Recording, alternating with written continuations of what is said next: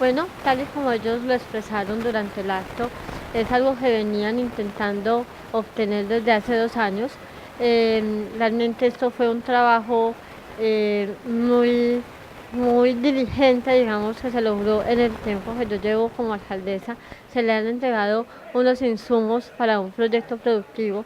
Se busca con ello darles la oportunidad de hacer empresa a una población, a las asociaciones de víctimas legalmente constituidas, pues son una población muy vulnerable que requieren toda la atención de la administración y bueno, gracias a Dios y con la ayuda de la gestión realizada por el secretario de Servicios Sociales, logramos hoy cristalizar algo que ellos venían esperando durante 2 años. ¿Qué clase de equipos y de insumos se le entrega para que la comunidad pueda trabajar? Bueno, son unos insumos referentes a la producción de jabones y elementos de aseo y otros que ya tienen que ver con textiles.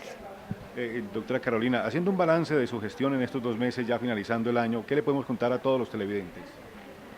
Yo hago un balance muy positivo. La verdad es que a pesar de que el municipio llega en un panorama muy desalentador, el hecho de que tenga a su alcalde sancionado, independientemente de las circunstancias que se hayan propiciado por eso, eh, recibe uno el municipio con cierto desánimo, con desesperanza, con muchos problemas por lo que toda esa transición generó el hecho de tener un alcalde que no estaba, pues que estaba de paso, digámoslo así, tantas cosas reflejadas, tantos problemas, el tema de la fotomulta, el tema del transporte, el tema de la línea, del túnel, de la doble calzada, o sea, son muchos temas muy complicados para la pero que poco a poco, con la ayuda de mi equipo de trabajo, que creo firmemente en él, hemos ido sorteando todas las situaciones, hemos ido afrontándolas, le hemos puesto la cara a la comunidad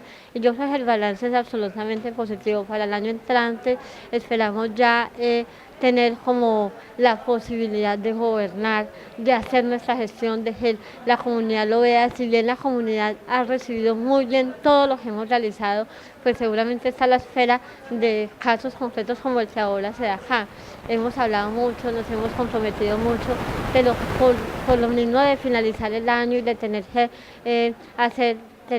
ocuparnos, digámoslo, en el proyecto de inversión, los proyectos de inversión del año entrante, en las tareas, en el cierre de año, en la contratación.